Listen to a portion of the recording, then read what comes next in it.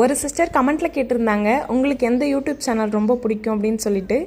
எனக்கு ஸ்பைசி சமையல்ஸ் அவங்களோட சேனல் ரொம்ப பிடிக்கும். அப்புறம் உமா லைஃப் ஸ்டைல், இந்த 2 சேனலுமே எனக்கு ரொம்ப பிடிக்கும். ஸ்பைசி சமையல் அக்கா அவங்க எங்கள் ஏரியா கடலூர் தான், அதனால் அவங்கள எனக்கு இன்னும் ரொம்ப பிடிக்கும். உங்களுக்கு என் சேனல் பிடிச்சிருந்ததுன்னா கண்டிப்பாக சப்ஸ்கிரைப் பண்ணிக்கோங்க. அன்னைக்கு சந்தைக்கு போனேன் அப்படின்னு சொல்லிட்டு ஒரு வீடியோ போட்டிருந்தேன் இல்லையா, அப்படியே அங்கேருந்து பக்கத்தில் இருந்த சூப்பர் மார்க்கெட்டுக்கும் வீட்டுக்கு கொஞ்சம் தேவையான திங்ஸ்லாம் வாங்குறதுக்கு போயிட்டோம். அந்த வீடியோ டைட்டிலுக்கு கீழே கொடுத்துருக்கேன், மறக்காமல் பாருங்கள். எப்போலாம் இந்த சூப்பர் மார்க்கெட்டுக்கு போகிறோமோ அப்போல்லாம் என் பொண்ணை வச்சு கொஞ்சம் கூட என்னால் சமாளிக்கவே முடியல. எல்லா பொருளுமே அவள் கை கெட்டுற தூரத்தில் கீழே இருக்குது அப்படின்றதுனால எல்லாத்தையும் எடுத்து களைச்சி போட்டுடுறா. சரி சீக்கிரமாக வாங்கிட்டு கிளம்பலாம் அப்படின்னு சொல்லிட்டு நாங்களும் கிளம்பிட்டோம். இந்த நாட்டு மருந்து கடையில் ஆமணக்கு விதை வாங்கணும் அப்படின்னு சொல்லிட்டு அங்கே தான் போயிருந்தோம்.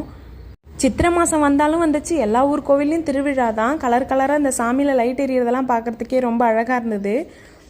ஆமணக்கு விதை நான் ஏன் வாங்கினேன் அப்படின்னு நான் நெக்ஸ்ட் வீடியோவில் சொல்கிறேன். அப்படியே அங்கேருந்து கிளம்பி வீட்டுக்கும் வந்துட்டோம். வீட்டுக்கு வந்துட்டு சரி எல்லா பொருளையும் எடுத்து வச்சிடலாம், இல்லைனா அப்படியே இருக்கும் அப்படின்னு சொல்லிட்டு நான் எல்லா பொருளையும் எடுத்து வச்சுட்டு இருந்தேன்.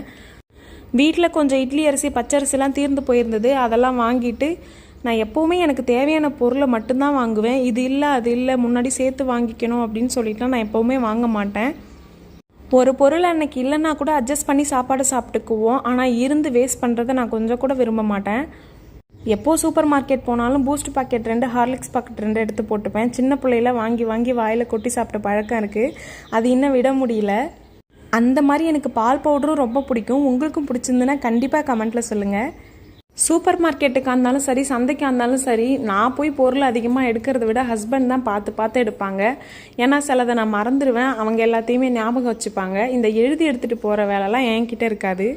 ஆல்ரெடி டைம் வேறு ரொம்ப ஆயிடுச்சுன்னு சொல்லிட்டு ஆளுக்கு 2 தோசை ஊற்றி சாப்பிட்டுட்டோம்.